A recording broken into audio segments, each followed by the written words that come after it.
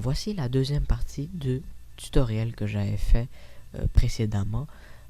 Alors dans ce tutoriel, il est question de faire une vidéo qui contient les noms des élèves pour le Gala Méritas. En fait, pour le Gala Méritas, on fait défiler les noms des élèves, et pour faire défiler les noms des élèves, il faut qu'on crée cette vidéo. Alors la dernière fois, j'ai fait un mur d'une résolution de 3840 par 800. Maintenant, je vais vous montrer comment on va mettre des noms sur ce mur. Alors, commençons sans plus tarder. Première étape qu'il faut faire, il faut aller dans la section des effets spéciaux.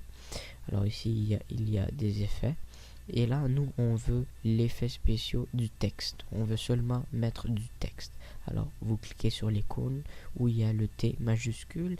Et ensuite, il y a plusieurs catégories. Nous, on est intéressé par la catégorie des entrées et des sorties. Et dans l'entrée et des sorties, il y a beaucoup de choix. Et pour le nom d'un élève, parce que quand on fait défiler le nom d'un élève, il y a le nom de l'élève et il y a aussi le numéro de son foyer. Alors, il doit y avoir suffisamment d'espace. Et en même temps, il faut que ça soit un style qui soit apprécié, qu'il ne soit pas bizarre à voir. Et qu'il ne soit non plus juste, par exemple, un texte sans aucun mouvement. On veut un mouvement, par exemple. Celui-là, il y a du mouvement. Les mots apparaissent, tandis que ça, c'est vraiment statique. On ne veut pas quelque chose qui soit statique, bien sûr. Alors, ça, c'est une de mes préférées, l'entrée par glissement. Alors, on va prendre cet effet spécial qui consiste à faire entrer par glissement, bien sûr, comme le dit non. Alors, on va prendre l'entrée par glissement et on va la mettre en haut de notre mur. Et on va diminuer, on va rétrécir sa longueur. Voilà. Et là, ce que je veux placer mon entrée par glissement, je veux placer mon texte, je veux placer le nom. Alors, ce que je fais, je clique sur l'entrée par glissement, j'amène le curseur au milieu et ensuite je m'en vais dans vidéo. Voilà, et je clique sur le cadre et ainsi je peux déplacer mon entrée par glissement. Alors là, vous remarquez bien sûr qu'il y a un certain problème. En passant, pour déplacer, il faut cliquer sur le petit cercle avec le plus dedans et vous pouvez le déplacer où vous voulez. Voilà, comme vous pouvez remarquer, on a un petit problème. Il y a la description, les informations, mais il manque le sous-titre. Alors pour faire ça, ce que vous faites, vous cliquez sur description. Okay. Non, on va recommencer. Vous cliquez sur l'entrée par glissement et vous allez aller dans vidéo et cliquer sur le cadre.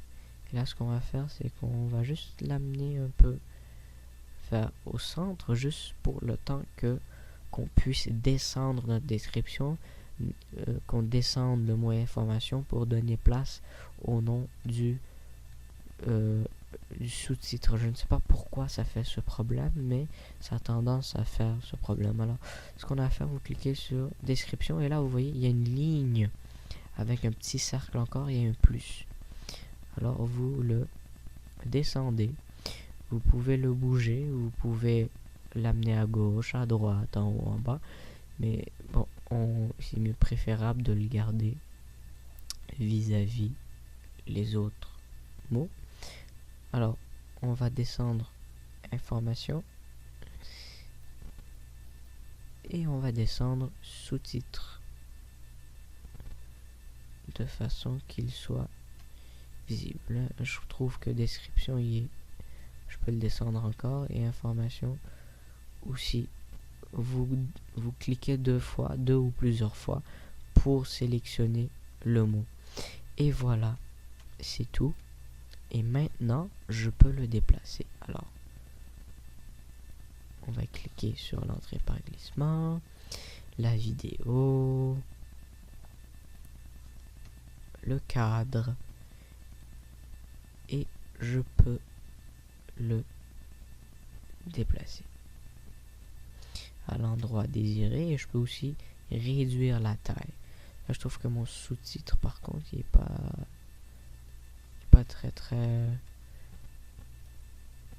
descendu. Alors, on a plusieurs va-et-vient à faire entre déplacer l'entièreté et ensuite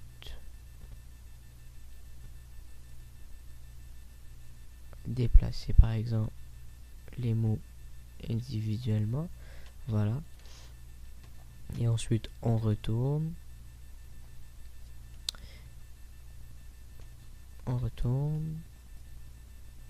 Et on déplace encore. Et voilà. Là, moi, je veux rétrécir parce que ça, c'est trop grand. Alors, je prends un des sommets de mon rectangle et j'ai juste à le rétrécir. Voilà. Alors, je viens de le rétrécir et là, je peux le placer à l'endroit désiré. Et voilà.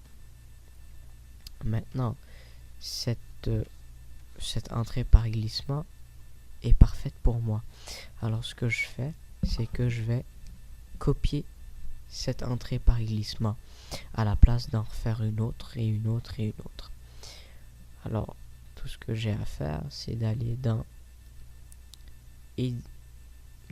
premièrement, il faut que je sélectionne ce que je veux copier, bien sûr, et ensuite je vais dans édition, copier, édition, coller,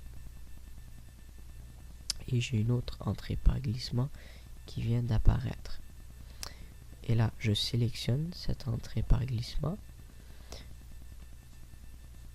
je clique sur le cadre et je déplace ma seconde entrée par glissement. Pour pouvoir être en mesure de voir ma seconde entrée par glissement, il faut déplacer le curseur sur ma deuxième entrée par glissement jusqu'à temps que toutes mes trois informations, le titre, le sous-titre, l'information et la description apparaissent. Et là, je peux m'amuser à le déplacer.